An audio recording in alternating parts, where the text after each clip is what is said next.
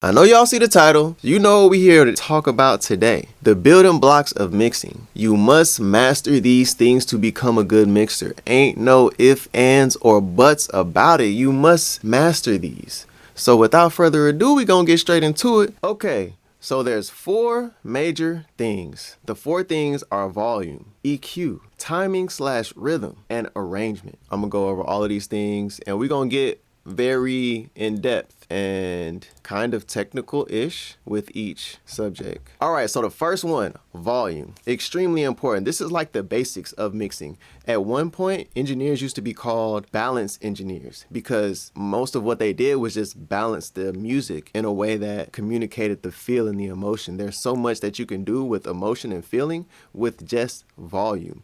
For example, I'm going to play this song and we're going to listen to the volume balance of the entire thing. Just overall volume balance for like the lead vocal, the ad-libs, the background vocals, drums, music, and how all of those volume levels interplay with each other. The song I am using is called Let Me Touch Your Heart. This is a song by this artist. She just released it. She went top 5 in the UK on Amazon Music, so that's litty. We love that. But it's a song by this artist. You follow her on Instagram and all that kind of stuff. But it's called Let Me Touch Your Heart. I will link the song in the description as well. We can even start with the intro. All the intro is just music, and then there's a part where she's kind of doing an ad-lib singing section.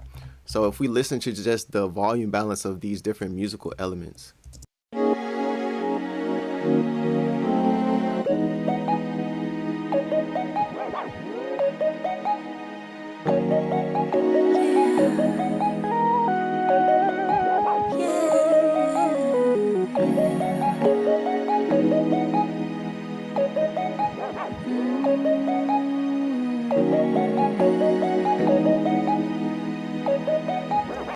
Just listening to that volume balance, you hear how it has a feeling to it. It has an emotion to it. If I turn this sound right here up too much,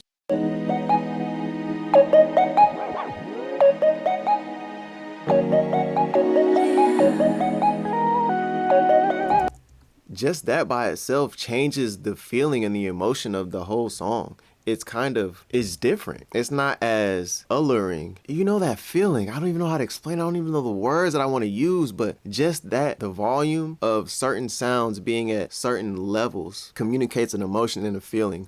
As we get into the verse, I wanna connect all the dots, really to places that they are not. Let me see who you really are. Unafraid to show your scars. Let me enter your secret places. it's all jamming together. It all feels like one stage, one production, and that's intentional for this type of song. It's not that it has to be that, but that's the intention and the feeling of this song. So even if we just listen to the vocals and the drums, all the dots, really to places that they are not. Let me see. just that volume balance, you hear that those drums is kind of laid back. It's in a nice feeling and groove and pocket. So just getting these volume balances right, overall volume balancing, so things aren't stepping on each other or over each other unintentionally, and things may be tucked back or brought forward, even if we just get slightly detailed into only the drums.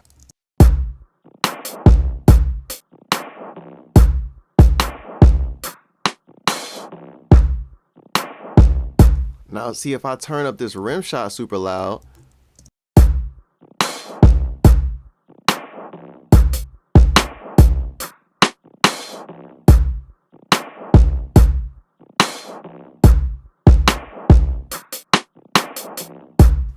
just that move almost feels like it brings the entire drum kit a little more in your face. Turning it down it relaxes the feel and the groove a little bit, and it's more laid back in a pocket to let that vocal shine and serenade you and take you on the journey, on the path. So just those overall volume balances from each element, that's something that, like, as you can see, I'm volume balancing with the fader, 0.1, negative, like all of these adjusted. Everything starts out at 0 for me, and then I'm adjusting because I really want to find the right volume balances for everything. Things just sit in the pocket so that everything communicates the emotion that I'm hearing in my head appropriately. And before even touching an EQ or a compressor, a lot can be done with just volume. And a lot of times people ask about background vocals. So just volume balancing amongst the lead vocal and the background vocals, a lot of it is just volume. Let me see who you really are, unafraid to. Very simple. Let it be a lush background of her in the background, like we just turn it down. In this situation, I may be using more clip gain than actual using the volume, because here I actually turned it up to get the balance a little better. It's all of those volume balances together, but also like it's group based with the music and group based with the drums and the bass and group based with the vocals, but then you're bringing it all together and your volume balancing there as well. And then you got to consider your effects as well, your reverbs, delays, your throws, all of that kind of stuff, considering all of those things and just really spending the time to just fine tune those volume balances, those overall volume balances. I think if you can get that piece down packed, that's a huge major one. Just this. Part 2 of volume, relationships. Let's just go with the drums for this example.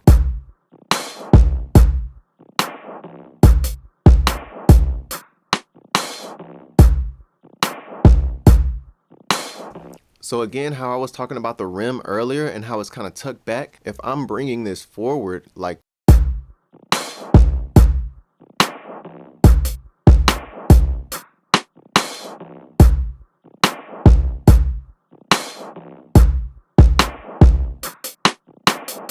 and then say there's this lo-fi loop, what if I bring that down?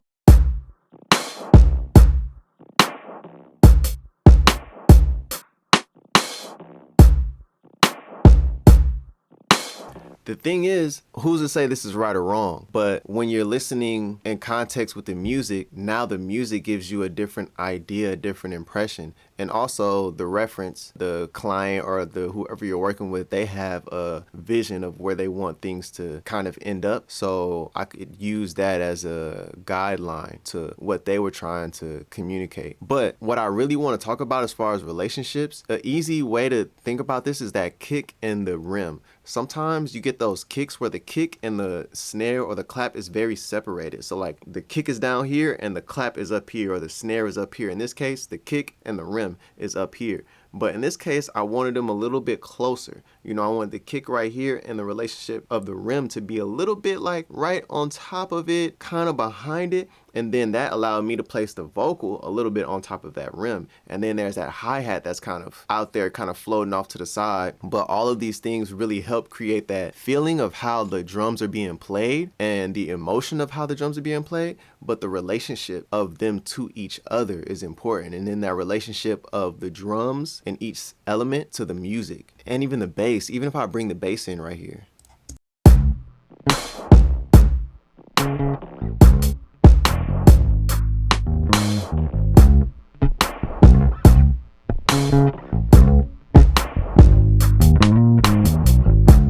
You see, when I bring that bass up, it kind of makes you nod your head a little bit harder, like, ooh, that thing funky. But if I tuck it back a little bit, it makes it a little more sexy, a little more subdued, a little more like, okay. But that's intentional. If this was a straight up funk song, maybe I would have that bass a little bit louder. But because of the feeling and the vibe of the song, that relationship dynamic that I'm trying to create with the entire song is to let that bass hold it down a little bit.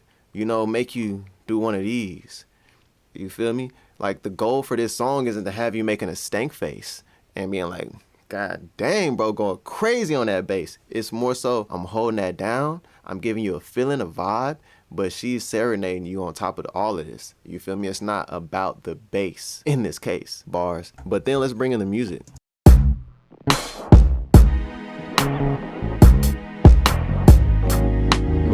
Now it's a painting. It's a picture. It's a whole scene. There's a canvas for me to place the vocals on top of with the music. So all of this is that relationship that I'm using and having them work off of each other and work with each other. Macro and micro dynamics. So macro dynamics, it depends on how you want to look at it. I'm going to say macro dynamics are the overall dynamics of the entire song. So if I go through and I turn up the chorus a dB or something like that, I don't know why I did that, but if I turn up the chorus a dB, that would be macro dynamics. To me, macro dynamics as well is if I turn up the hook vocal or the verse vocals overall just down a little bit, and then maybe when it gets to the chorus, it jumps up a little bit louder. To me, that's kind of macro as well, or maybe there's a middle ground between micro and macro. But micro is, say, these rides right here. These small individual rides on each word, that's micro dynamics. Even the use of compressors on one specific sound is the use of micro dynamics. But micro and macro dynamics are super important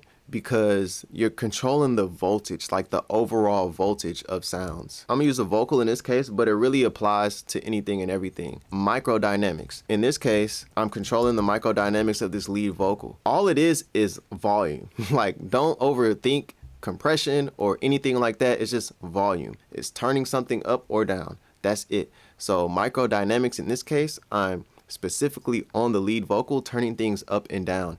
And in the context of the music and how those dynamics interact with the whole production. The goal is to be aware of what the dynamics do. So in this case, it's a smooth sound, a smooth vocal. So I'm not trying to make the transients or the diction too aggressive.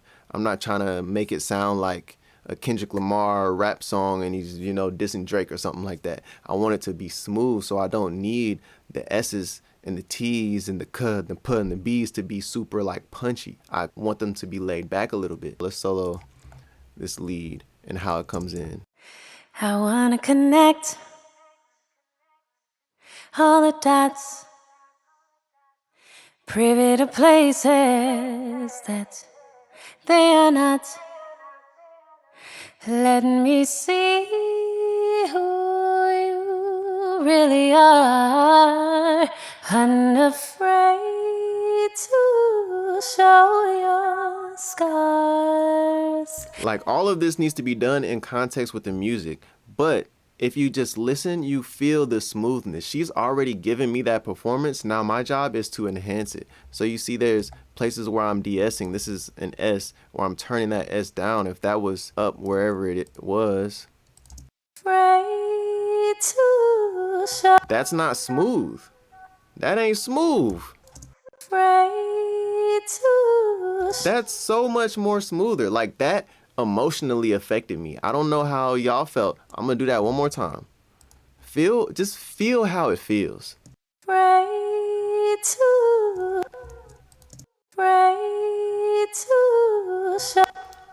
To me, totally different feeling. It's so much smoother, and that's microdynamics. Now, maybe you would do that with the de-esser, but to me it just sounds better and feels better when I draw it in. So I like to draw it in. That's microdynamics and how we learn to use them in the context of a mix, but also say you've compressed your vocal and you got your kind of static mix down pack, right? Then you go through and certain words are getting lost, or certain elements that you want to pop out more are getting lost. Maybe that's where you start doing a little bit more automation. Maybe you don't compress it more. You just bump up those parts a little bit more.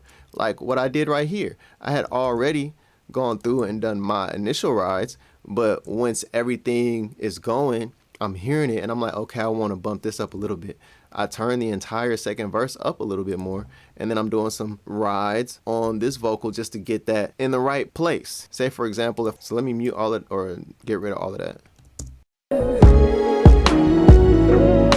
Broken places, my love will mend it. That's okay, I guess. It's like you kind of hear it, but let's see what it sounds like when I bring the automation back.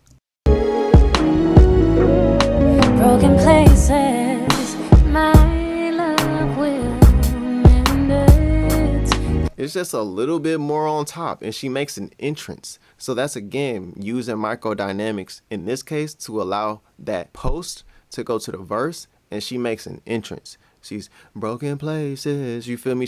I'm here, I'm back again, you feel me? After a little pause, now she re-enters, just steps back up to the mic and starts doing the thing. Macro dynamics. In this song, I didn't do any automation. I mean, there's just a fade at the end that I drew in, but I didn't turn up a chorus or anything like that. But that would be more so what I think of as macro dynamics. But there's also bus compression or something on entire buses, or, you know, on the entire song. There's the glue aspect and all that kind of stuff. But I feel like there's so many videos on that.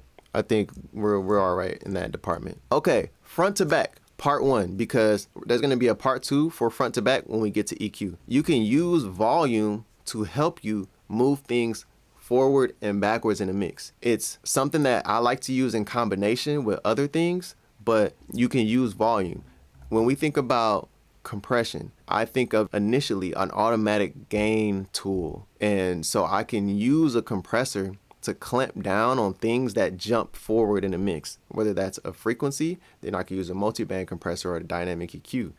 Or I can use an overall compressor to just clamp down on that frequency and overall sound and to keep that tucked back.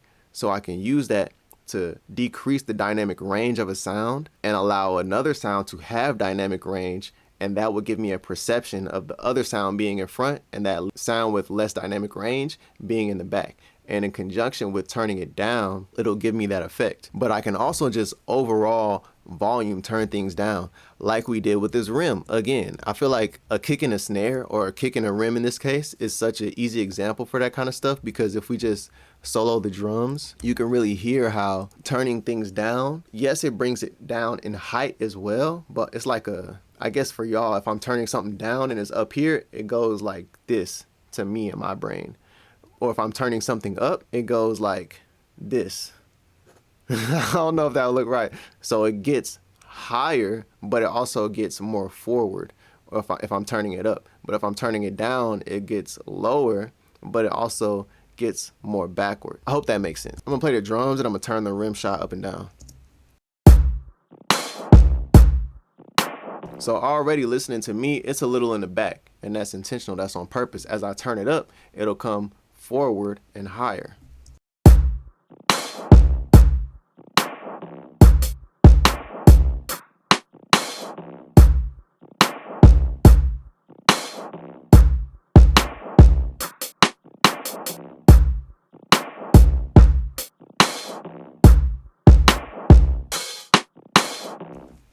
See? And then also, as it gets higher, it's revealing more frequencies of itself to us.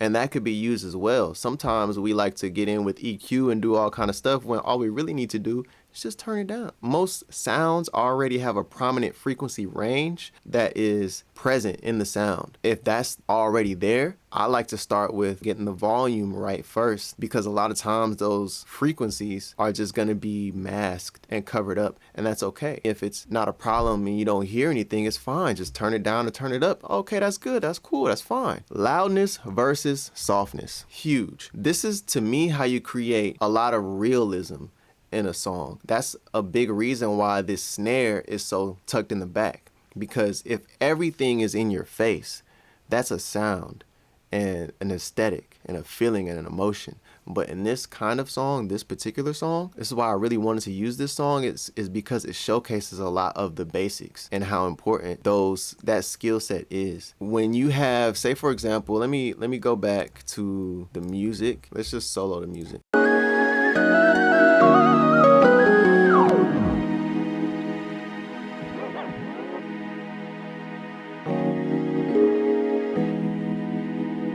So you feel the elegance, the softness, the spirituality of the music. It's just in it already. My goal is to enhance that, but not over enhance it, not bring it in your face. Like, I can keep that soft, and even with the kick in the bass, well, more so the bass, I can keep that bass more soft than what may seem modern, but I can juxtapose that with the kick kind of hitting a little bit.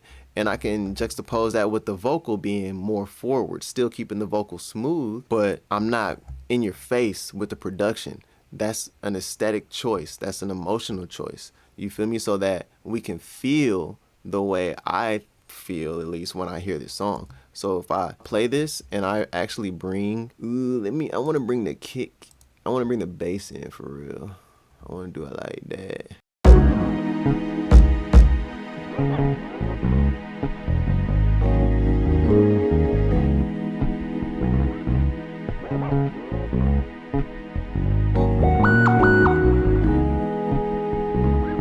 Also, I do want to note how some of these pop out in a nice way. Like there's that bed of music and with the bass, and then we have this. We have some of these jumping out and popping out and just saying, hey, you know, I'm here. That's a juxtaposing the loudness with the softness with the music in this case in kind of a more micro way.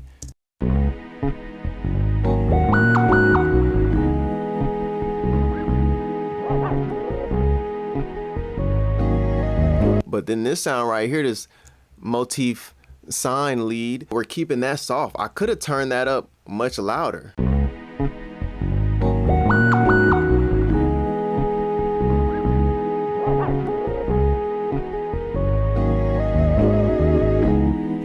The thing is, I could have done that and it doesn't sound bad, but it's not as soft and sexy and seductive and alluring.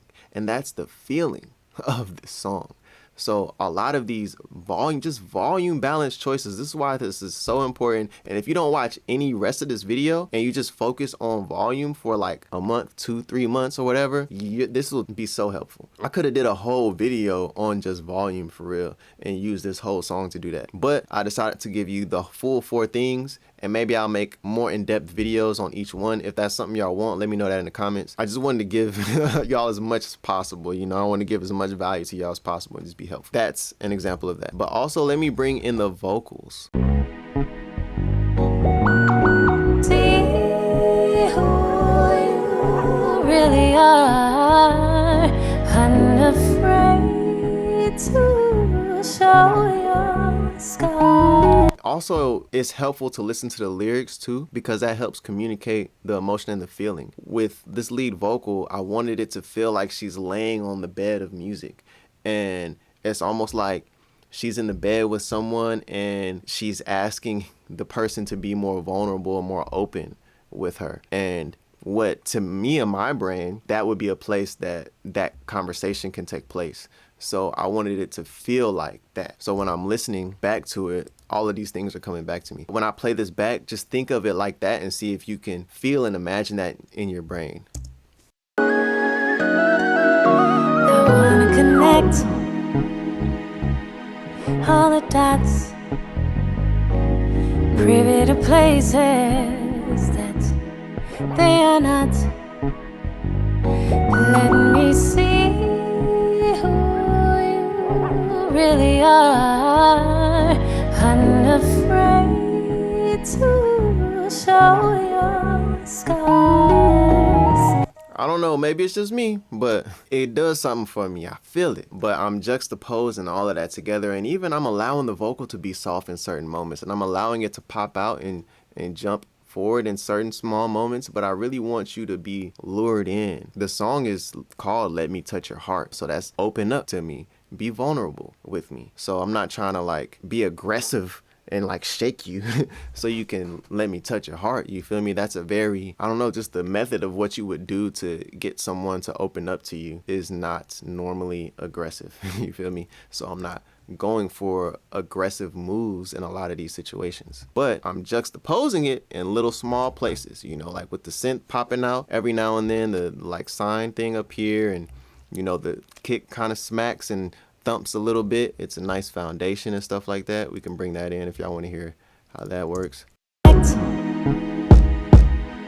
All the dots,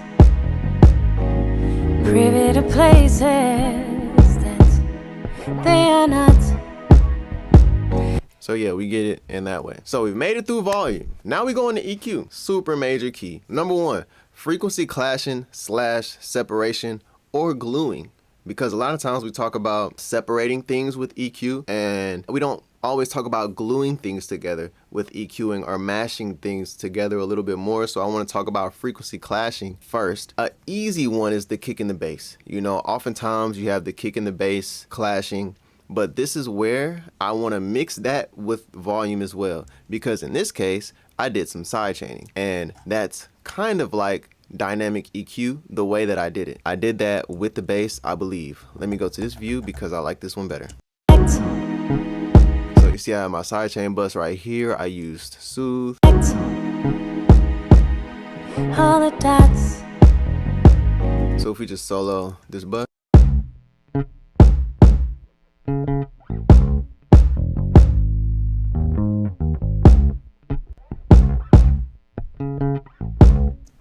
There's a difference, and it's not super crazy. Maybe that's really because the producer is really good, but a lot of times it's a little crazier. Let's see, let me look at this kick.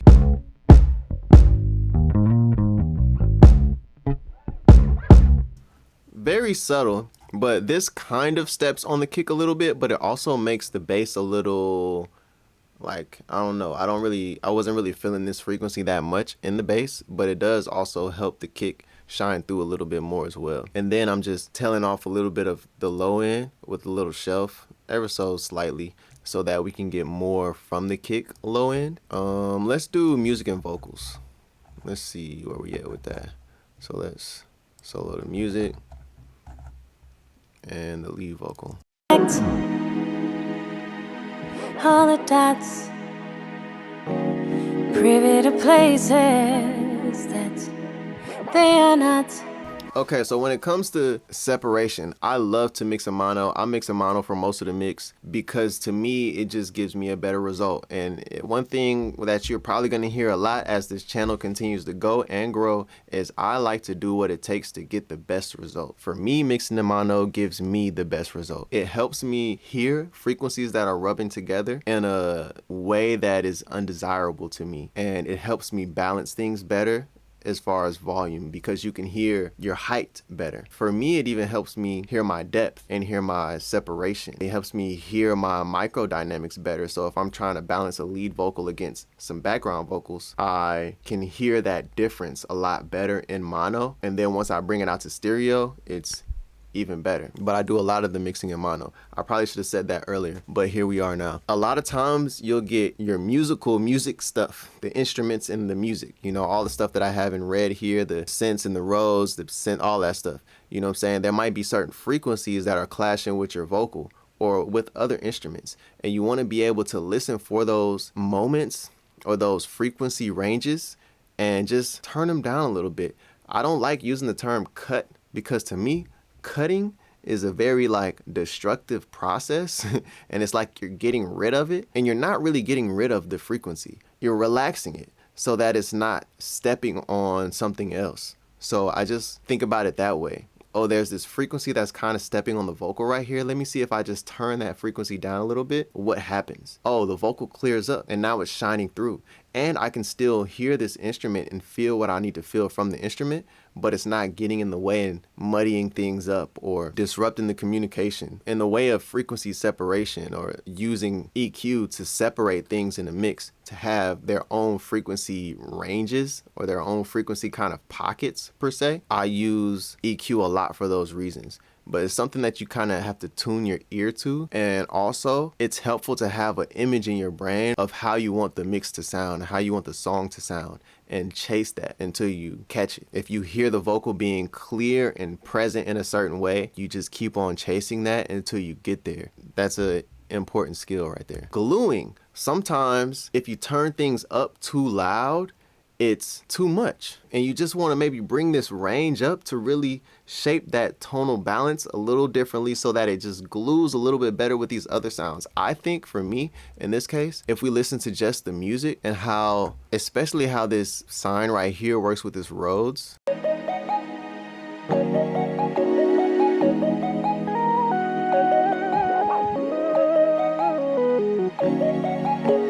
A part of it is balance, but I wanted it to kind of sit in with the Rhodes. I wanted that Rhodes to have, you know, its warmth and its width, but I wanted that sine to sit in with the Rhodes a little bit and not really be tucked. I wanted you to still hear it and feel it and all of that, but a part of that is volume, but a part of it is EQ as well. So it's me low passing it to really sit it back a little bit, and high passing it. That's really it. And then I'm taking a little bit of low end down, and I believe that's it right there. And then we're using the little radiator, a little saturation, and then we Pro Q, and I'm high passing this. And then there was just some frequencies that, you know, we needed to relax there a little bit.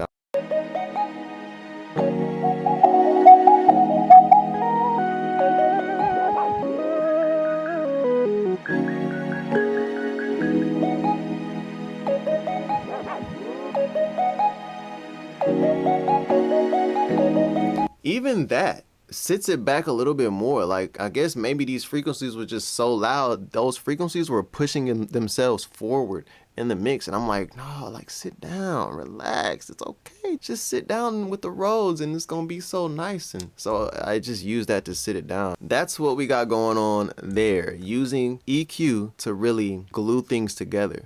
You can glue up or down, you know what I'm saying? You can glue and bring things up to, you know, stand up more or like come up with something else, but you can also relax things and, like, you know, sit down, take a seat, it's all good. Like, if you've made it this far, you'll likely love the YouTube membership exclusive content. I share even more in-depth information on various topics, more mix breakdowns, live mixes from start to finish, and so much more, including video requests. People pay tens of thousands of dollars to schools and don't get anywhere near as much information I share there. Join below for only $10 a month and get the same experience as these members. Now back to your video. Okay, relationships part 2. The frequency clashing, separation slash or gluing, we kind of like stuck some toes into that concept, but let's go a little deeper. No diddy, that was kind of sounded weird. EQ, as far as creating and maintaining relationships. Again, with how I was gluing that, that's a relationship, but also how the vocals work with the music. I'm creating that relationship. How I like to start a mix, I like to start with the low end because that's the foundation. Whatever I'm doing, volume, EQ, whatever, saturation, whatever, it doesn't matter. Whatever I'm doing with the low end. So actually, let's start there.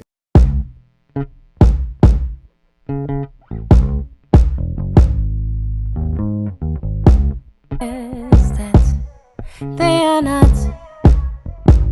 letting me see who I want that kick and bass, in this case, to have most of the low end of the song. So I'm giving it that room. We all know that low end takes up a lot of headroom, it takes up a lot of space. So I'm seeing how much space I can give it by just literally starting out like this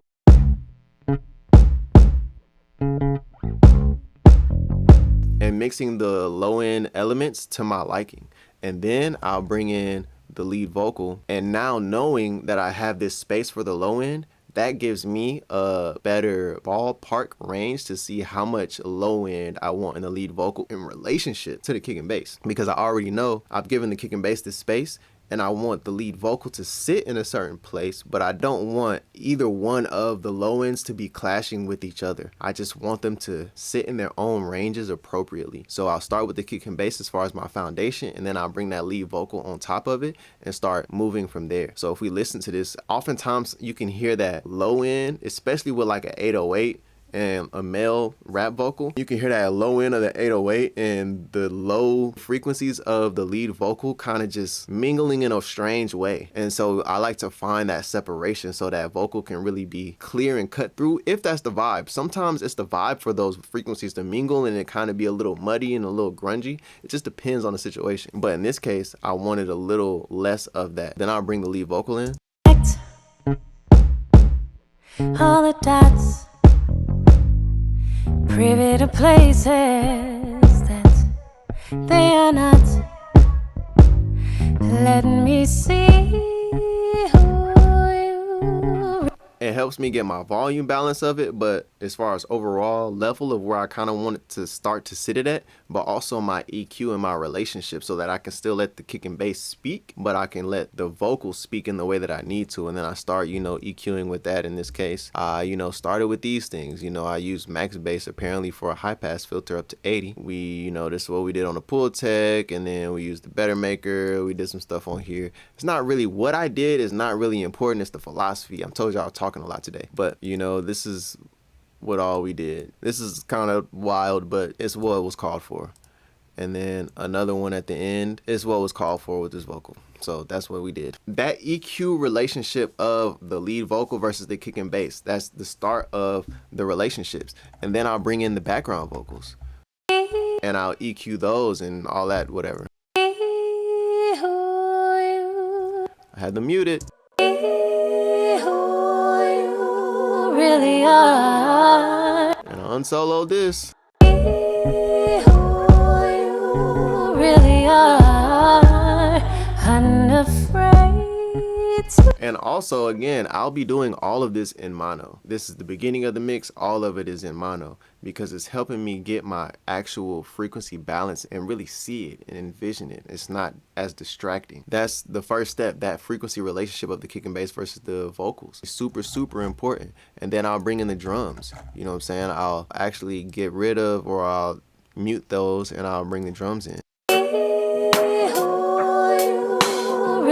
So this is where I start being like, okay, yeah, I think I'm gonna sit that rim a little bit back behind the vocal, or I'm gonna kind of let it be more relaxed. So with that rim, I'm probably maybe rolling off some top. I don't know. We got a little compression, rolling off a little bit of top, and then there was just this frequency in here that needed to be relaxed to me, and a little high pass. Very simple. And then we got the hi-hat, a little distortion on it, a little vitalizer on it, a small shuttle shelf at the top, just to not let it be as crispy. And again, let's calm it down just a tad. Just let's relax it a little bit. You feel me? That's it in relation to the vocal, so that vocal can really shine, And then we bring the music in. As you can see, I'm building all of these relationships kind of based off the vocal. Whatever the most important thing is, I want to keep the main thing in the main moments. So if the vocal is the main thing, I'm developing each relationship off of that. So then I'll bring the music. Really are unafraid to show your scars. Let me enter your secret. And then I'll just start bringing things back in, and I'll again start fine tuning and making adjustments and whatnots. That's how you do it, building those frequency relationships with each other. Tonal balance of individual sounds and entire songs. Okay. Huge one. I'm going to use a vocal and the bass for this example, and maybe the kick. Let's start with the lead vocal. So let's just actually mute everything. Let's just do this. All the dots. So you hear, I'm going to play it one more time, and you can hear the tonal balance of this vocal. Let's go like right here. Let me see who you really are. All right, so we hearing a lot of that low, mid bubbling out. And that tonal balance isn't what we'd prefer, or it's not what I'd prefer. So that's where EQ comes in. We are going to adjust the tonal balance of the sound. That's all EQ is. Let's not overcomplicate it, but we're using it to adjust the tonal balance to a more pleasing, and the emotions that we're trying to communicate, a tonal balance that gives us that result. Well, I'll play it one more time, and then I'll bring it back like midway through. Let me see who you really are. Unafraid to show your scars. Let me enter your secret places where no one's gonna let me. Just a more soothing, a more pleasing, more present tonal balance. That's it. That's the first thing I'm trying to do with EQ, is change the tonal balance of the sound. So that's what we're doing with a vocal, but let's check it out with the bass. I feel like this area would be the best place.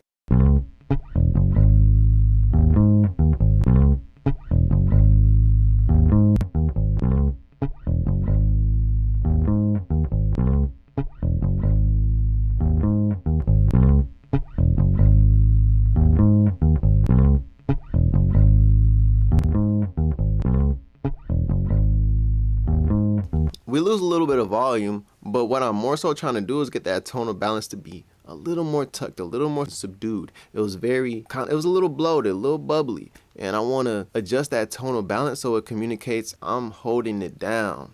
I'm smooth in the back. You know, I almost want you to picture what the person playing the bass looks like in this jazz club while he's just back there doing his thing on the bass and everybody's just jamming. And I kind of want you to be able to see the drummer back there doing their thing. With just overall tonal balancing, you can communicate an emotion. Kind of doing a little bit of stuff on here, but we got the stay level on here. A little bit of EQ, you know, relaxing some frequencies again. Taking off some top end right there. Then we, you know, working on some stuff up there. And then we're using the pull tech to boost some 5K-ish, but then again, attenuate some top. And then, you know, soothe for the side chain. Then we got some parallel going on, CLA bass, just going crazy on it. And then we just bring in some low end, some low warmth. But really that's like almost the whole bass. That's all we doing. I like to do this with CLA bass because to me, when I put the CLA bass right on the bass, it's a little too OD and I don't want it to do all of that. You know what I'm saying? Like most of the time.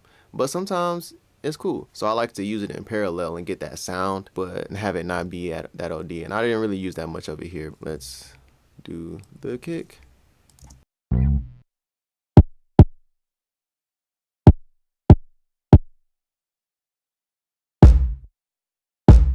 Okay, this is kind of good actually, because you hear how this kick sounds, this initial kick right here.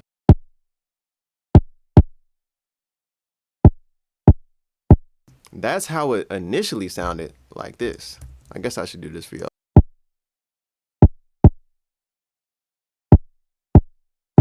Right? It sounded like this, but I made it sound like this.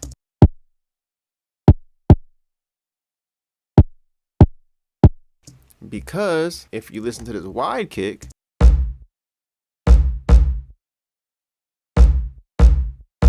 it has the low end. You know, it has the low end and it has some, you know, nice mid-range, high mid stuff too for a little clickiness. So now I'm like, okay, let me adjust the tonal balance of this sound so that these work together, because they are working together. They literally only hit at the same time every time. So they're working together. But if I were to take these things off,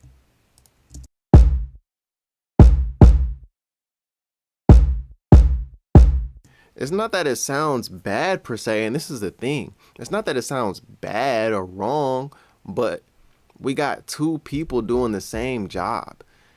And sometimes you need two people to do the same job. But to me, in this case, I was like, okay, this kick right here can do one job, and this kick right here can do another job. When y'all do that together, to me, I think that's better. So I'm gonna play it like this, and then I also did some stuff to the wide kick as well. I think I kind of, you know, some frequencies there. Boosted a little bit of 6.38. Rolled off a little bit of top end. That's about it right there. And then we're using the R bass to give me a little bit more low end off of this as well.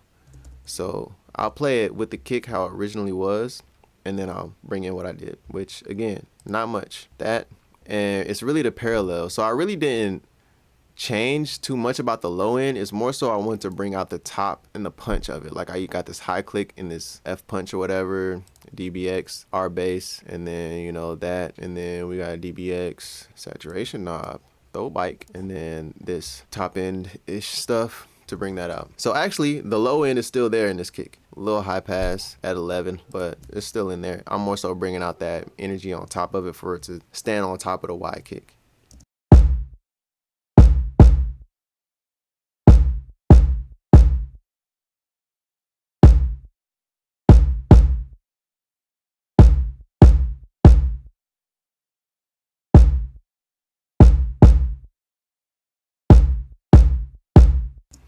Really give me that energy. That's all. Nothing really too crazy actually. Front to back part 2. We talked about using volume to bring things from front to back, but we also can use frequency volume or EQ to help create that front to back experience with the lead vocals and the background vocals. So in the lead vocal, if we just listen to this lead and we hear all of the frequencies that are ever so present in the lead vocal.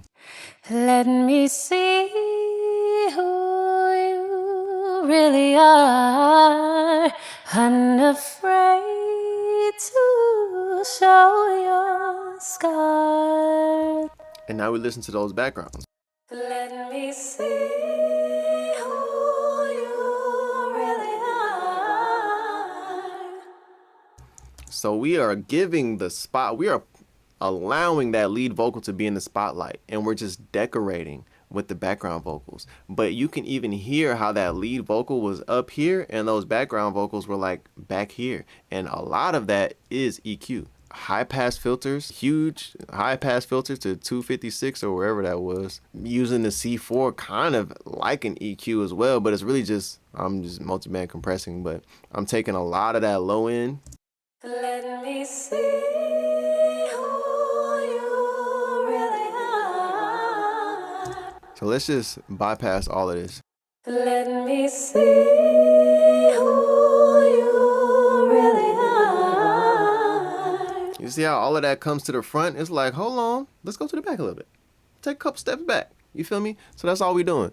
We're using that's the reverb, but that's the EQ. That's just boosting up this, so that don't really matter. But first thing, we high passing. So without. Let me see who you. With.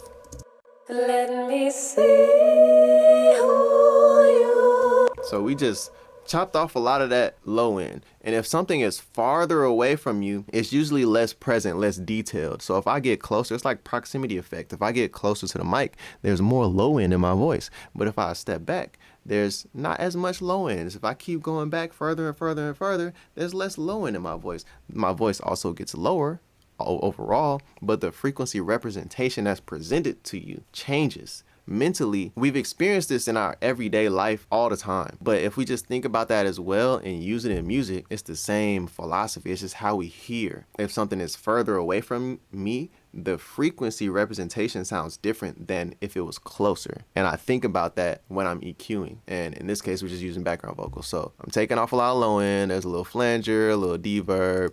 And then I'm using this multiband compressor to totally tonally shape these background vocals in this case. Let me see who you. Let me see who you really are. And then we're just dipping out some of these frequencies before. Let me see who you really. Let me see who you really are. And there we go. That's it. And now when we bring the lead back in. Let me see who you really are. It's just a nice decoration. You're good. Another thing with presence, we hear like brightness and we hear, 1K and all that kind of stuff a little more louder in our ears. So figuring out where the sound is more present and tucking those regions in relationship to the lead vocal to sit it back some. So I'm using volume and EQ to make that happen. The emotional side of EQ, now this is a super, super, super, super duper important one. So let's go to the lead vocal because I feel like this is the best example for this. Let me see who you really are. We can just start with this EQ right here. If I bypass this and we listen to how this vocal sounds initially, it just gives you the feeling of, man, this is just a raw recorded vocal. Let me see who you really are. Let me mute this parallel. Let me see who you really are. It's like, okay, it sounds like she can sing, but like the way the tonal balance of the vocal is, it just doesn't do nothing to the soul. So we start with some EQ. Let me see who you really are. We're not done yet, but we're feeling like something. I'm like, okay, it's something about like these frequencies, right? So we had 16K on the top and we're relaxing some of this 30 and boosting a little bit of it as well, but we're getting rid of all that big bubble of low mid stuff that's going on. We turning that down, not getting rid of it. We turning it down some, we're relaxing that so we can get more of those like soothing, sexier tones to come out. And then we come with the better maker after. Let me see who you. Let me see who really are. He's making progress. We'll turn these compressors on real quick. Let me see who you really are. Those compressors are kind of helping too. I don't even think I'm using the EQ on here. I'm using the compression on here, so we just turn that on. Let me see who you really are. But this is again a situation where I'm using the compressor as some help for the relationship of the transient versus the tonal, which we're gonna get to. And then I'm relaxing some of those other, just those frequencies that are like just doing a little too much. Let me see who you really are. And there it is. A big thing about the emotional side to EQ is turning down those frequencies that are distracting you from the beautiful parts of the vocal or the sound in general. It doesn't have to just be a vocal. Just turning down those distracting frequencies that are getting in the way of connecting with the performance and how it feels. That's a huge start, is just subtractive EQ in that way. The beautiful frequencies will start revealing themselves to you. If you need to, you can start boosting those. Then I did some boosting in parallel, you know, some full body warmth, warm, high, mid presence. We're gonna get there, and I'm gonna show you those frequency ranges. Then we'll bring in the max bass again for just another little filter at the end. Let me see who you really are. Just cleaning up that stuff going on. It was just a little too much going on down there. But you can see how there's just a little bit more cut, a little more, it's just a little prettier, even with just this move right here. Let me see who you really are. Unafraid to. It's less congested feeling. And then we bring the parallels in. Let me see who you really are. Unafraid to. And now we feeling a little magical type. What I did isn't really that important, but this is a frequency range somewhere in between 146 and 901 in this area that I just really liked some warmth from her vocal. And I just wanted to add that back in. And then we got in this range somewhere between 1K and, you know, 8.6K. Somewhere in between that range, there was some nice smoothness, some nice presence. So I'm just adding that back in ever so slightly. So if I'll mute this and I bring the warmer one in first. Let me see who you really are. Unafraid. To me, that just gives her more soul, more textural low end in her voice. And then I bring the other one in. Let me see who you really are. Unafraid to show your scars. To me, it's just a little sexier. It's a little smoother. It helps with the balance of both of these parallels, that overall tonal balance as well. I'm using that to find those frequencies in the vocal that make me feel things that I want to feel. Makes me feel emotional about the performance. There's so much you can do with EQ. It's like certain frequencies, they can kind of make you angry or they feel a little abrasive, and you could use that to your advantage. You know, maybe you got a vocal that's a little aggressive, like a rap vocal or something, and it's kind of aggressive, and you can maybe push up a little more aggressive frequencies to really enhance that emotion. In this case though, it's a very, you know, smooth song, so I'm trying to find those frequencies that are smooth and that communicate the right emotion and boost those, and relax the ones that aren't really communicating the emotion that I want to communicate. Annoying frequencies, too loud or bad versus pleasing frequencies. So we were kind of talking about the pleasing frequencies, but this is another thing with EQ. When someone is listening to your song, they feel things every single time. Unless they're a robot or an android or AI or something, they're gonna feel something. And when it comes to EQ, and I'm hearing things, or when you're hearing things and things are making your ears hurt, or they're giving you a headache, or they're making you like get the creepy crawlies on your body in a bad way, it might be an EQ thing, it might be a frequency thing. So I'm not telling you to soothe your song. I'm not telling you to do that. I'm telling you to listen and find the frequency or frequencies that are bothering you.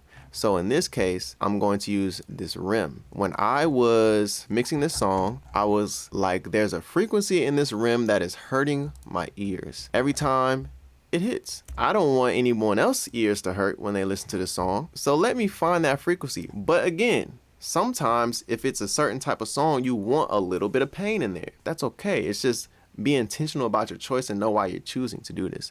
So this frequency right here, let's solo the drums.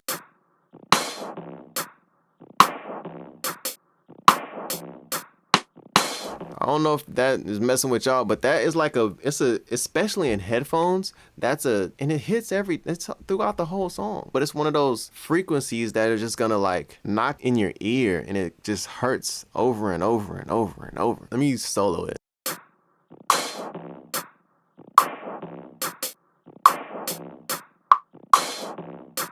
Yeah, stuff like that. Those frequencies in that case, and in the vocal as well, it might be, we kind of just talked about this, but tucking these frequencies, these annoying frequencies, and it don't have to go crazy. Like, you don't have to pull everything down and like make super, tight cues, and you don't even need to pull up an analyzer and do it. You just listen. You feel me? That's how you find it. You just listen, and when you hear the annoying thing, you're like, oh, what's that? I don't like that.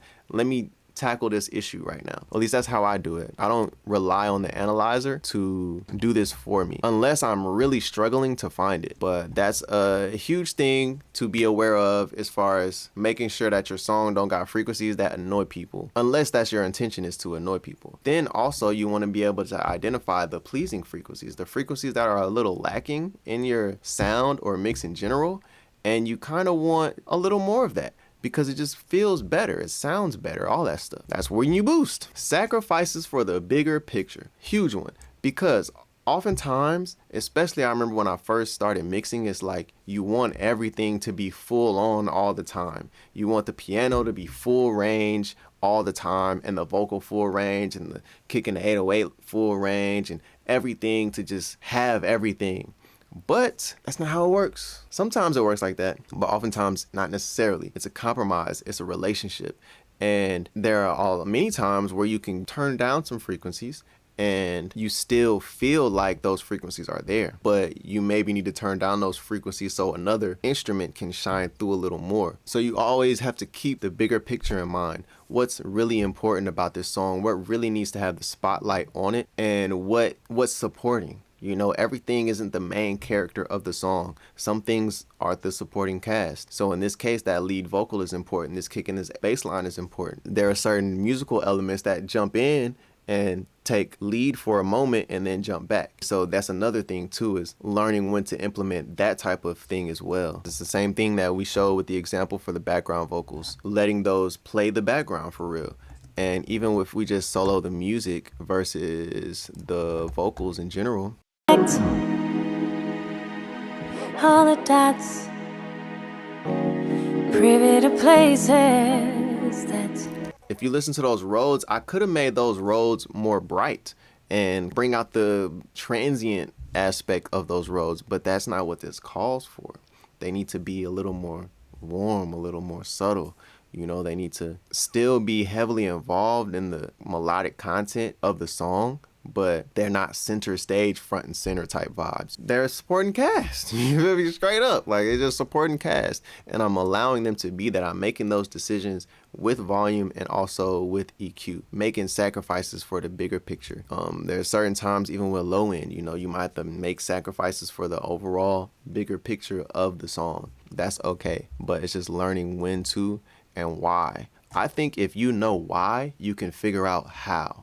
And you can figure out when, but knowing the why in these situations is the most important. All right, guys, we made it through EQ. Now I feel like we'll fly through the rest of these. Okay, timing and rhythm. This is number 3, guys. Very important. In order to be a good mixer, you got to be able to identify when things are not in time. Like, this is very basic. And you got to also be able to identify when that's the aesthetic and the vibe, because especially with rap, it's purposefully offbeat.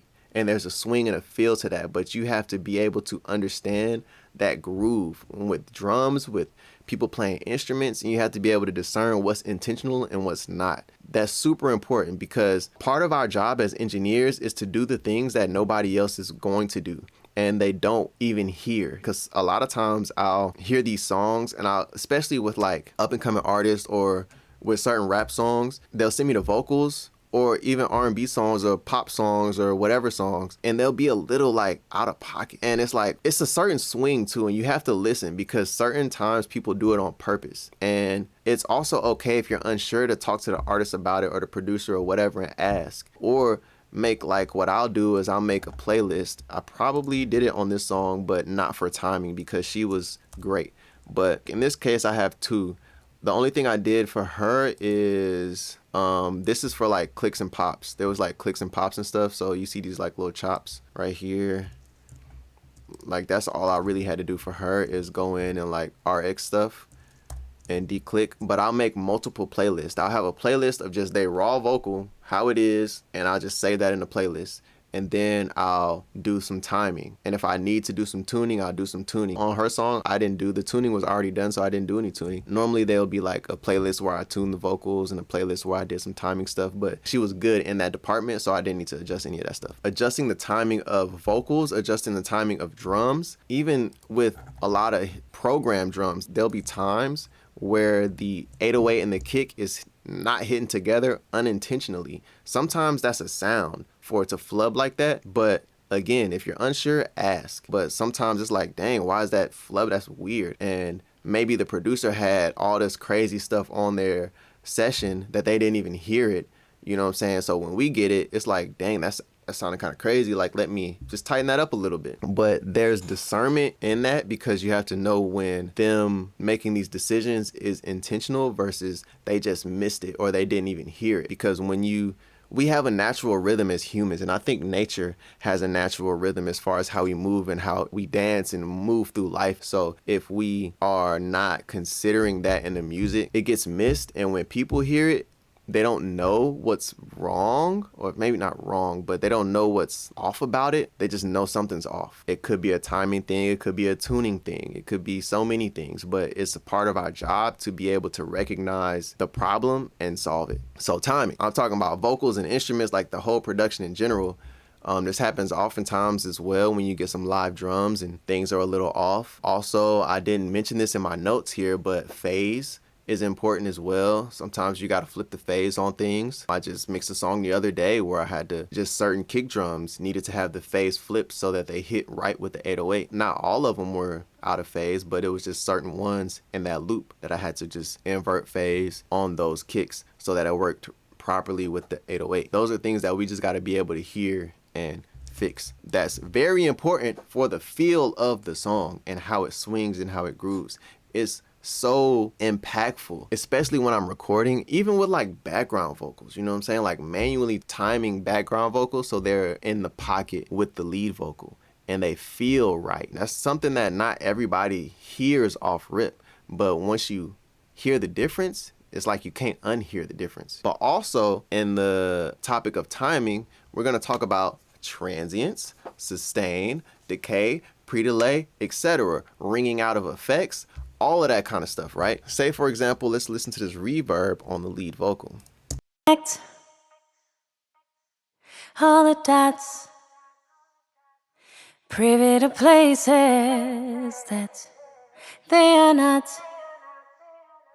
letting me. Like, you can listen to how the reverb, when it starts and ends, let's just keep it basic. When the reverb begins and ends, I do it by ear. I don't do the math, the music math thing. I just do it by ear and feel. You want it to breathe with the song. You're really adding another sound to the song. When you add a reverb and a delay, you're adding more sound elements to the song. So it needs to work with the song. So that's why I really want to pay attention to the beginning and end of that sound so that it breathes and grooves properly with the vocal performance itself, but also with the music. We listen to it like this with the music, but then we're going to bring in the drums and the bass.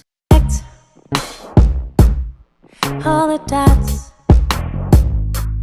privy to places that they are not. It's all subtle stuff, but all of these things work together. And even how long the delay goes, like Privy to places that they are not letting me. Like even with the start and the end of that delay, it stops right to give you a little bit of a breath, and then we go into the next lyric. All of that is intentional for the song to just breathe and for you to notice it when you notice it, and then it goes away, it gets out of the way at the right time. It's all a feel thing, but that's just with effects. We're not even gonna go super deep. I mean, I was gonna talk about pre-delay, so we might as well talk about pre-delay a little bit on like reverbs and stuff. That's important as well. So we got a little 45 millisecond, I'm presuming, pre-delay on this reverb, 34, and then there's an attack 55 milliseconds on here, so we smooth that out a little bit, but that's for the ambience. Again, I'm dialing this in by feel and ear. A lot of times I'll go super far away and then I'll bring it back, and then I'll kind of find that sweet spot, that zone or whatever, of where it sounds good, and I'll try to like find that perfect spot. That's how I kind of set my pre-delay on those effects, so that it allows me to get that vocal dry in the front if that's what I'm going for, but that pre-delay comes in at a nice time to where it's not interrupting the flow and it's working with the flow and the cadence of the vocal. And then the reverbs and the delays or whatever I'm using, they breathe and they last the right amount of time with the performance. And all of that is just grooving and jamming together. There's that. And then with compression, with attack and release. So if we just solo his lead vocal again. That's privy to places that Okay, it doesn't look like I'm compressing that much, but I am a little bit. But with the attack and the release, I'm trying to not necessarily time it with the song, but kind of. I'm listening to when the compressor starts to activate with the compression and when it starts to release off of the compression. And I'm trying to get that to work with the vocal as far as how she's performing. That's why your attack and release times are always ever changing, because tempos of songs change, flows, cadences change, how long people are holding notes or how short people are holding notes change. Some people just have longer transient information than other people. So you really got to just listen and tailor it to that sound, you know? So I'm listening for how the compressor is starting to interact with the vocal, and I'm tuning that attack and release to really breathe and work with the performance. So for transients, right, and sustain, with the compression, depending on the situation, but say for example, I want the transients of the vocal to punch through, so I'm slowing down my attack to allow those transients to punch through, because the compressor's not clamping down on those just yet. It's clamping after the transient, and then it's starting to release a little bit. So I'm really just compressing the tonal part of, and that's allowing the transient to shine through. It's allowing me to relax that tonal part of the vocal so that it's more, not even, but there's a tonal balance that I want to achieve. And I'm using compression to help me achieve that, to help turn down the tonal part and give me the impression of the transient part of the vocal getting louder. That's all I'm really trying to do in this case with these compressors. I'm not necessarily trying to control much dynamic range overall, but the timing aspect is I'm trying to make sure that the compressor breathes with the performance of the vocal. Oh, the last thing I do want to mention on timing and rhythm is when you compress things together. Say for example, when I'm compressing the entire instrumental, even though it's not that much, let's go. let me touch your private. Barely anything. Let me touch your. Okay, this is compressing a little more, but also the dry wet is on 25%, so there's that. There's a thing about compression when you can help everything groove together a little bit better, but you can also kind of slow down or speed up the feel of a groove with compression. So learning, really experimenting with that and seeing how you can change the feel. The song isn't changing tempo, but you can change how it feels, you know? But I'm using compression to kind of lock in that groove and the tightness of that a little bit better. It's just to kind of like help everything lock in a little bit better. It's like when the kick and the bass hit, using compression so that they combine together better and they work together a little bit better. That's kind of what I'm doing in this particular situation with the overall music, but also with the song in general. The last thing, number 4, before we get to the bonus, is arrangement. Now this is kind of production based, but it's super, super, super important as well. If you can literally get these 4 things, volume, EQ, timing / rhythm, and arrangement down pat, you can be good. You can be very good. But sound selection, knowing when a producer has given you a bad sound, even if it's a bad vocal sound, knowing that this is a bad sound and either you can only take this number 3 sound to a 7 or an 8, or they gonna have to redo this. If they want a 10 result, we need a 7, 8, 9, or 10 sound to begin with. So understanding how the process works and how far you can get, but also understanding how to communicate that just the sound choice needs to be different for a desired result. And does the sound choice agree with the song? And if it doesn't, is that intentional to communicate something else? So really understanding sound selection, not just for drum, even for the case of you having 3 synth sounds that are playing different melodies, but they're all in the same octave. And it's like, why? And it's in the same octave as the vocal. You feel me? It's like, what are we doing here? Stuff like that. Knowing that, okay, maybe I'll have to try to EQ this in a certain way so that it feels lower than what it is. Or maybe I can pitch something down and they don't get mad. Just understanding arrangement and sound selection in that way, as far as what content you have to work with and how far that can go, and how just changing the sound or changing the octave a sound is in, or just changing the timbre of a sound, or the character or texture of a sound, or whatever, the width of a sound, how that can change how things communicate. Song progression / song structure. Where are we and what are we supposed to feel here? I'm actually using a song right here for this example. It starts off with a little intro. It's just music. It's just vibes. She does an ad-lib run thing in the beginning and we just vibing. We getting warmed up. We getting into it. And then we got the verse. The verse is nice, sweet. And then we get right to the hook. And then there's this post section. So this is what I want to emphasize, right? I'm going to play out of the hook into the post and into the first verse. At the moment, that song be your heart.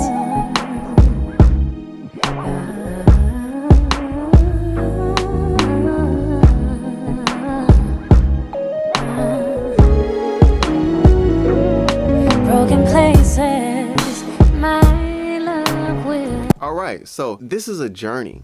This is a moment. It's like they took you to the height. They took you to the hook. That's not the super height. There's another hook to come, but we went up a level and then they brought you back down. So now as a mixer, you got to be like, okay, why is this here? Because a lot of times people go from the hook to the verse. It's not a bridge. It's just like a post hook thing. That's cool. I like it. But she takes you there and then she comes back with the verse. So now I have to communicate what this is supposed to feel like right here. It feels like they're performing this in a jazz club or, you know, a nice intimate setting. And there's this little break right there.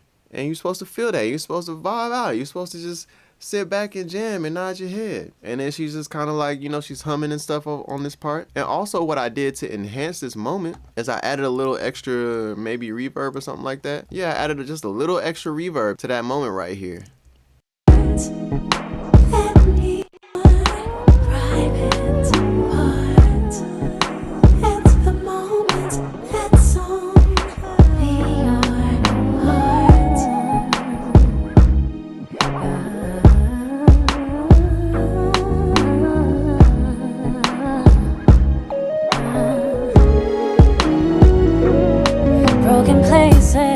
And I also let that sit back. What I could have done is I could have had that on the same track as the lead and it could have just sounded the same. But I wanted that difference of how this is a little bit darker, a little bit more in the back. And then I bring in the lead again back super full and super present, and there's that transition from this moment to the next moment. But really understanding like song structure and song progression and knowing when something is like weird and off and being able to communicate that to people, being like, oh, what if we tried this and blah blah blah, and like really understanding how to take the energy of song to the next part, how we go from intro to verse to hook to this post to the verse to the hook and then to this last outro thing, which is interesting as well.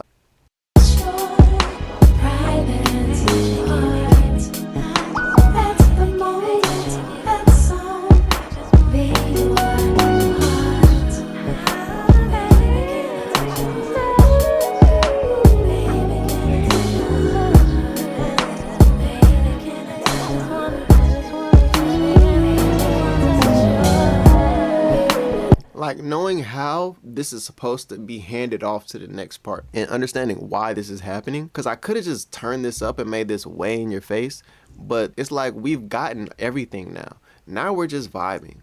Now it's just a bunch of voices. It's literally just her doing her thing, a whole bunch of ad-libs. It's like,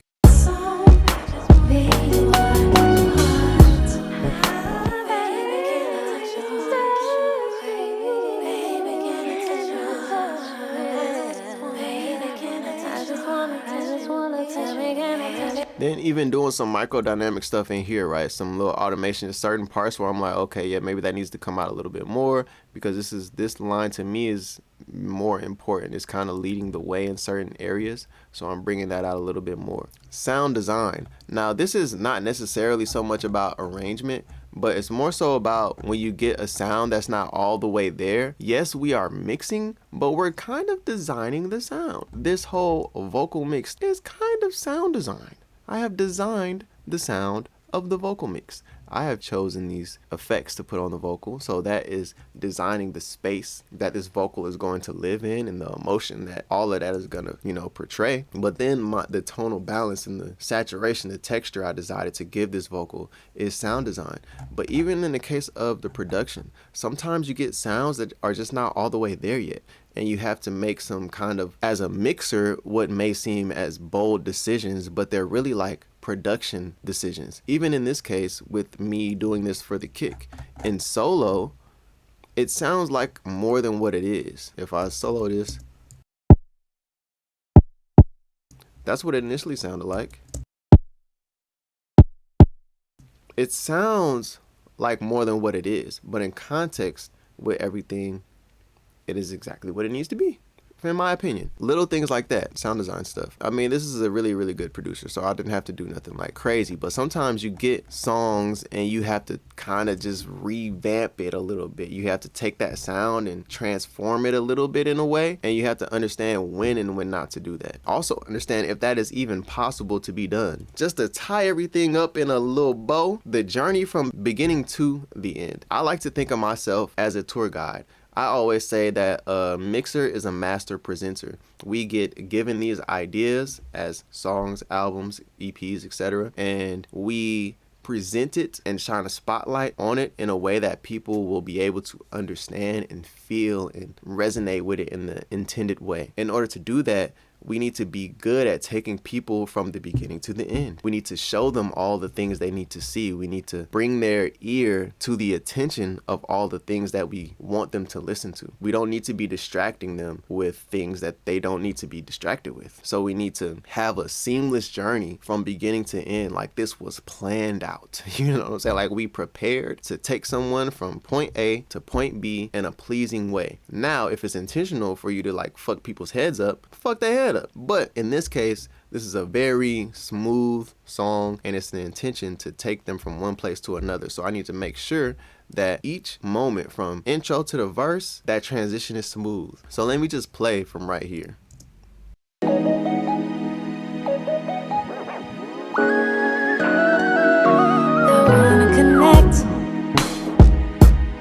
That feels like a beginning. That feels like the song is about to start with how the sign comes in right.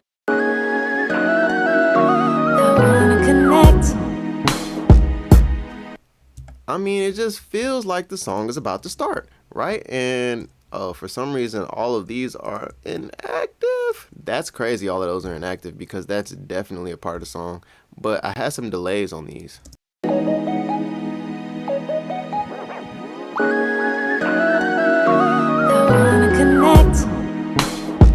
Even and the delays help you be like, okay, yeah, this is about to start. The song is starting now. And then even how I've done some extra automation right here, but I want to make sure that first line comes in with enough strength and presence so that it sounds like the beginning of the song. I wanna connect all the dots. Like, to me, that just sounds like the beginning of the song. And then we're going to listen to this transition from the verse to the hook.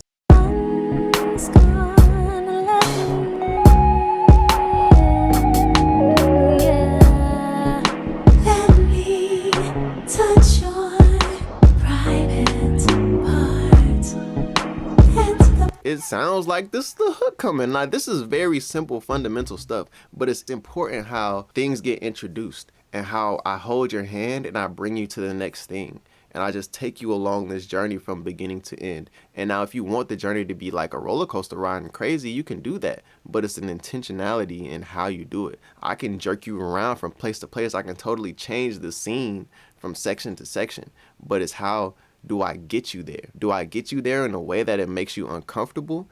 And am I trying to make you uncomfortable? The thing is, none of this is wrong. There's no like wrong. It's just, what are you trying to do? Creating or emphasizing moments. Obviously, there are going to be moments in a song where you hear the artist is either pouring their heart out, or there's just a moment in the song. And I feel like we all hear these things and we're like, ooh, something needs to happen here. The perfect example to me is like when you're listening to a rap song and you just hear like, oh, the beat should drop right here. Or, ooh, there should be a delay throw right here off this word. But you want to emphasize those moments where it makes sense, where the feeling of it is right. That's all. In this case, like I was showing you where I added the reverb right here.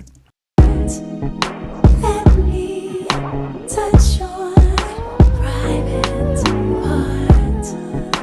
At the moment, that song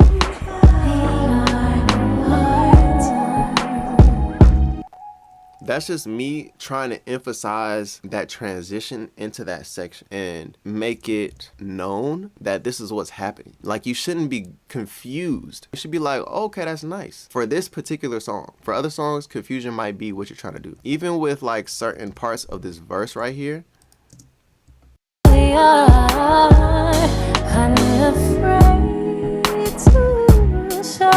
Like that part when she goes, ooh, that's so nice. That's so beautiful. Like, she's doing something there. Let's highlight it. Let me make sure you hear her doing that. You feel me? Because that's cool. And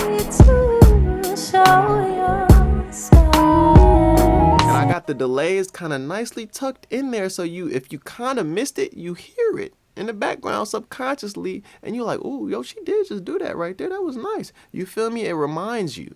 So let me play that one more time.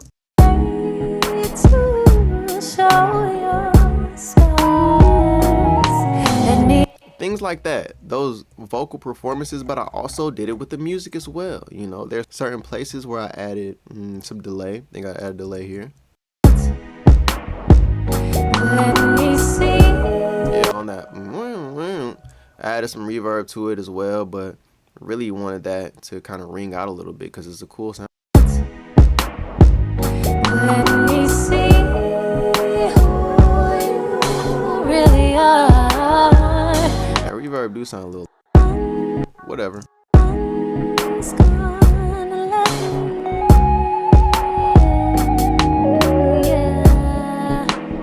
Again, same with a little delay on that. It's so cool when it comes in. It's a moment. It's like highlighting the band, letting the band get in on the fun as well. It is all about the vocal, but the band's there too, and they're doing some cool stuff. So like, let me highlight those moments as well, because that emotionally it communicates too. That person played this instrument at that moment for a reason. Like, I'm telling you, it's a good producer. So as an engineer, you listen to these things and you find places to emphasize their greatness and make people pay attention to it. You're directing people's ears throughout the entire song. You're like literally directing a movie, and you're making people look at certain things or listen at certain things. Sometimes you have to create these moments too, and there are different ways to do that, whether it's creating drops. In rap, a lot of times we'll make stutters and we'll hype up moments. You can filter out the beat, all the kind of stuff. It's production stuff, but it's a part of the job. Automation. This is a fast way for me to do automation. All this is just music effects, because it's just so much easier for me to drag this down and put a reverb on the snare instead of having to create an aux for it to put a reverb on the snare, or sometimes put just a quick delay on certain parts of the synth. I would have had to draw this in with the aux send, and we got time for all that.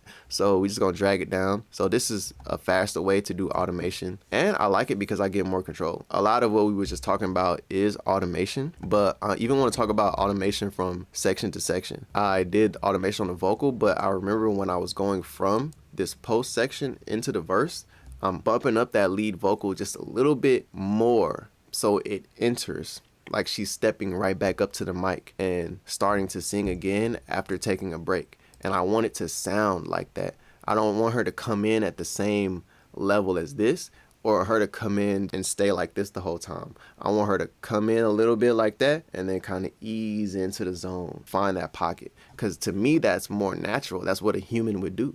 You might come in a little hot, or you might actually come in a little bit soft, and that could be used as an effect. In this case, I want her to come in just a little bit hot and then ease into the pocket.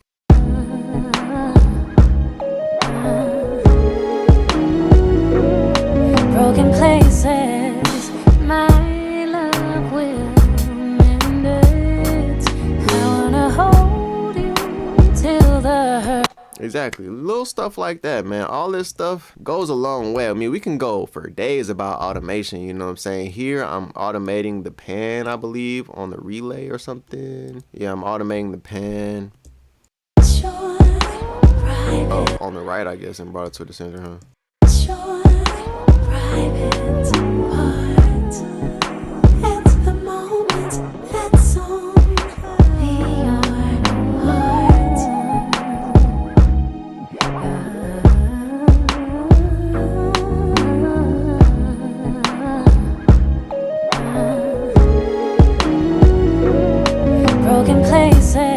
Little stuff like that, giving more life, more movement, more humanness to the song, you know what I'm saying? You know, there's a bunch of effects and stuff like that down here. I mean, also, I didn't do the music automation, but I did. Well, I didn't talk about music automation, but I did, like right here with clip gain. I boosted this a little bit right here in this section. These are a little louder, this a little lower. You know, a little bit of automation right here, just to make sure things feel right, things aren't too loud, too crazy. Turn that one down a little bit, down a little bit. Then we did some automation right here on the end.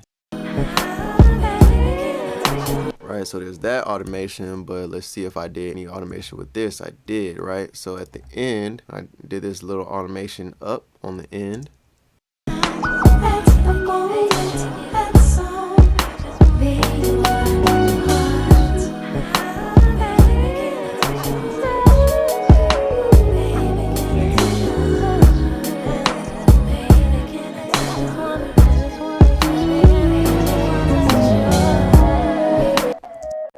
This is the end of the song. It's kind of vamping out a little bit, so I wanted the strings to get a little more active. In this part right here, obviously we could see that it's pretty low.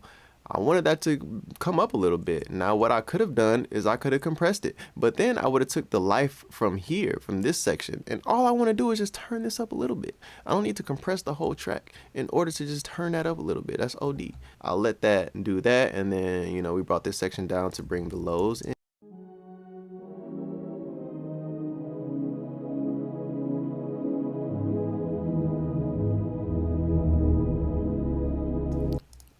The producer wanted that resolve at the end, so, you know, I did that to do that.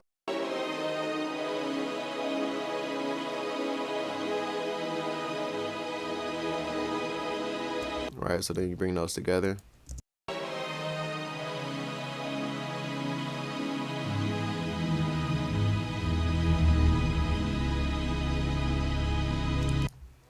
Right, we did a little bit of automation on the bass. Certain things that was just popping out that, you know, we could control a little bit better, so we just did that. Telling a story. So this song obviously is telling a story. All songs, whether intentionally or unintentionally, they're telling you something. Even if it's just the music, even if it's just a musical composition, no vocals. So there's no actual verbal language that we're speaking with voice. It's just music. It's telling a story. It's painting a picture. It's setting a scene. It's setting a stage. It's doing something. So I want to make sure that it's a story people can understand, unless they're not supposed to. If they're not supposed to understand the story, that's what the music is communicating. It's communicating confusion, uncertainty, the unknown. That's cool. I love it. But I want to be intentional with what I'm doing. So I want to make sure that the story being told here is understandable. I'm using all of these technical tools and technical concepts in order to make sure the story is understandable and presented in the best light. I feel like everything we just talked about wraps it up and ties it into a bow for that. Now we got the bonus thing. All right. Problem solving. You as an engineer, you're going to be presented with problems. People are going to sing you vocals that sound like crap, doo-doo, butt, booty, water. And you're going to have to find a way to make it sound okay. And you're going to be like, dang, bro, you clipped the interface. And I hear your dog in the background licking his balls. And there's a cat meowing too, and there might be a snake hissing. Maybe you should re-record this. They'd be like, nah, bruh. You like, dang. So now you got to figure it out, because maybe the song is fire and you love it, but those are the problems that come with it. Or maybe the drums are crazy out of phase, and when you flip the kick out of phase, the snare sounds crazy. And then, you know, you just got to figure stuff out, and you kind of got to like problem solving a little bit. You got to enjoy problem solving, because you get presented with a lot of problems that people have trouble solving, and if you're able to solve them, you're in a good place with them. And if you could do it fast, that's even better. That is all. Those are the 4 building blocks of mixing, with a little bonus one in there. I hope this was helpful. If you're liking the vibe, like and subscribe. If you want me to make a video about something, let me know in the comments. See you in the next video.